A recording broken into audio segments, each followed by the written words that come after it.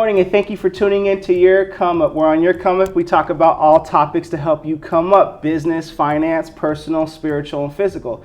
Today, we're going to have a conversation here with Daniel Algazi. Can I say you're a certified day trader? Yep, you can say it. Okay, certified day trader about Bitcoin mining and cryptocurrency investing. If this is your first time here, you know what to do. Morning, Daniel. How you doing today? Morning. How's it going? Pretty good, man. Thank you for coming in. Hope the coffee was incentive enough for you. Oh, yeah. The cup of joe is always good. Always good. That's how I lure you, you know? Come to my lair with this coffee. Yo, here, vanilla latte. That's right. All right, Daniel, first question. Bitcoin mining. Last I checked, there's supposed to be 21 million Bitcoins, but 18 million and change have been mined as of the recording of this video. How does one go about mining Bitcoin? What equipment do they need? And is there a way to do it cheap, or is it a little bit more of an investment required? There's always an investment required. There's no way to do it like on the cheap, because that time's already passed. When Bitcoin first came out, you could mine it on the cheap. A lot of people don't even mine Bitcoin anymore. In order to mine actually Bitcoin, you need to get things called ant miners. They're like these specialized machines to mine Bitcoin. And they are usually like 7 to 10 grand. Each machine, and it takes like 7 to 10 months to get one. Oh, you know, one Bitcoin's worth what now? 50 grand a Bitcoin? Yeah, but it doesn't even mine a Bitcoin. It mines fractions of Bitcoins. Oh, so how long you said? 7 to 10 months to mine a fraction? Well, it's 7 to 10 months to get the machine. And then after that, it mines, and depending on the difficulty of the mining at that point in time, which is going to change because it's going to be harder 6 months from now than it is today. So you're going to get fractions of a coin. So I kind of stay away from that, and I recommend everyone stay away from that, just because that's kind of centralized and the market's already been like dominated. There's a company in China that kind of makes the machines, and they take all the machines for themselves and kind of release just a couple into the market at a time. The US probably gets the protocol machines or prototype machines, maybe. Well, we get like the hand-me-downs or like the second generation stuff like that. But for real mining, people mine other coins like Ethereum. New one coming up is Raven. I mean, there's a couple different coins that people mine. It's not Bitcoin they mine. They mine these other coins and then convert them into Bitcoins. They're more mineable coins. So basically the market doesn't have them locked down. The one major company for mining, they use graphics cards to mine. So if you ever heard of NVIDIA or GeForce? Not me, no. No, well, those are the graphics cards that one, gamers use to play games. And then two, they also use those graphics cards for AI. So all the AI that's coming out right now, they need those cards to develop AI. Artificial intelligence. And so they also use those cards to mine Bitcoin, or cryptocurrencies, not Bitcoin specifically, but Ethereum and those types. So getting one of those right now is super hard, but it's not centralized to like one company. They're spread out everywhere. So you can buy them, it's NVIDIA, you can buy them, at Best Buy, Walmart, Target, Staples, if they have them in stock. So whenever they get them in the stock, they sell out within minutes though. Can you buy it on Amazon or? You can buy it on any secondary market, but the markup on those cards is like 100 to 200%. So it's kind of a big markup. But I mean, if you get a card, an example is like there's gaming rigs you can purchase that range about $3,500 to $3,600. Well, if you mine Ethereum with that gaming rig, you would get paid out $3,600 in a period of a year or less. Sometimes a little bit longer depending on the price of the coin. So you basically buy a computer, a really, really nice machine. You use it, you let it sit in a room, let it run continually, and then in 1 year it pays for itself. So the second year would be all profit. And that's essentially how people mine now. Any computer, or no, you kind of want to? It has to be a computer with a graphics card. The new graphics cards that came out recently are called the 30 series. Those are the ones everyone really uses to mine. 3080, 3090, 3070, 3060. Well, if laptop's not an option for our computer for mining crypto, can you mine crypto with a cell phone? Our cell phones are expensive. We got to find a way to make them pay us rent some way or another. I mean, if you could pay off your cell phone, believe me, people buy like 30 of them. Back in the day when it was easier to mine coins, there's a guy on the App Store that developed an app so you could mine on your phone, and you would get some cryptocurrency, which wasn't a whole bunch back then, but it was something. And your phone's just in your pocket doing nothing anyways. The big funny thing is the guy put his wallet address as the default wallet address for all the apps that were downloaded. And no one ever changed it. So they would download the app, they would mine the cryptocurrency, and this guy would get paid out.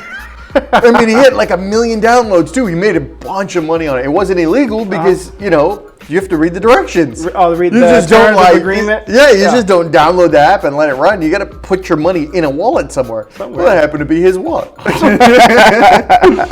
So Bitcoin mining through your cell phone, no mas. Not anymore, but it was really cool when that story happened. That is funny. I would be pissed, but what can you do? All right, well, what about this? Aside from Bitcoin, today, in your opinion, and why, what cryptocurrency should you invest in and why, aside from Bitcoin? Like Ethereum, what about that Dogecoin, or is that what it's called? Or Dogecoin. But Dogecoin, okay. That's kind of like a joke. So it was always meant as a joke. I mean, if you go to the website, it literally meant as a joke. It's not meant to be serious at all. They're like, this is a joke coin about a dog, you know, because we love this dog. It was always meant to be like just a gag. But I mean, some people took it a little more seriously than others. Oh, that's funny. That's crazy, though. The two coins, the major coins are Ethereum and Bitcoin. Okay. The difference between the two, Bitcoin is like, you can look at Bitcoin as gold.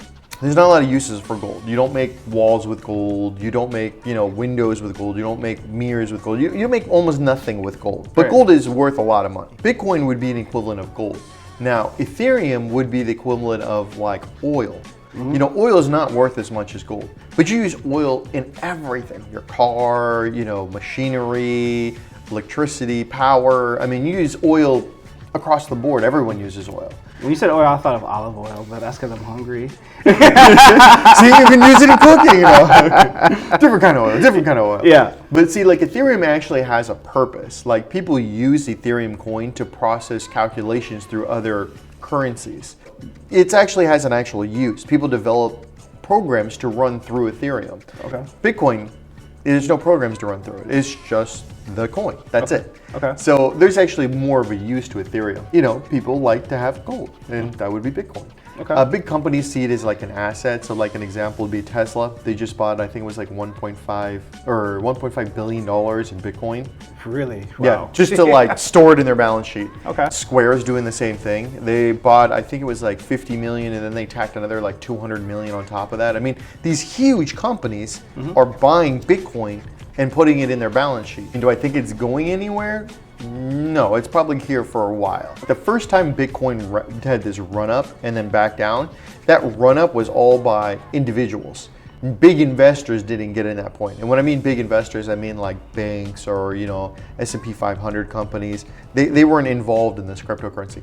This run up, and the reason that it's staying up is because big companies are standing behind it. Bitcoin, Ethereum, the other cryptocurrencies that you see in your Coinbase or other apps, in your opinion, no. Some of them are good, some of them are not. You really got to look into it. Like an example would be one that's called Filecoin. Okay. They may take over the online industry for storage space. So basically what that coin does is it's used as a contract. So you're using it to pay for online storage space like you would do for Google and Microsoft or any of these other companies. Right. There's another one that does for video processing. So like YouTube videos, they pay so much for a storage fee for running their videos. Well, this coin, you can use this coin to pay for your online video storage fees. So some of them might come up, but it's a gamble at this point in time. Let's say if someone's I just want to put my money in something and just let the interest do its thing. I don't want to think about it. I don't want to worry about it. Is there any investment vehicles you can put your money in that's backed by cryptocurrency that pays a good interest rate? I heard of one, I can't think of the name, that pays 6 to 9% interest rate. Any you could think off the top of your head? And right now, Ethereum has this thing called lock rate and staking. What you're talking about staking is where you hold your currency in an account and they pay you interest on your holdings. Okay. So anywhere between like 6 to 10% is usually a good payout ratio. If you're worried about cryptocurrency though, like let's say like you don't want to invest in Bitcoin because you're afraid it's going to crash. I mean, totally reasonable expectation. Investment's a risk. Yeah. But you can invest in USD coin. And a USD coin is tied to the dollar 1-to-1. So if Bitcoin crashes, your USD coin won't crash. It's tied to the dollar. So every one USD coin is $1. Okay. But you can earn like 6 to 8% interest on your USD coin, which is better than any bank account. Okay. So yeah, I mean, there's definitely some good interest to be made out there.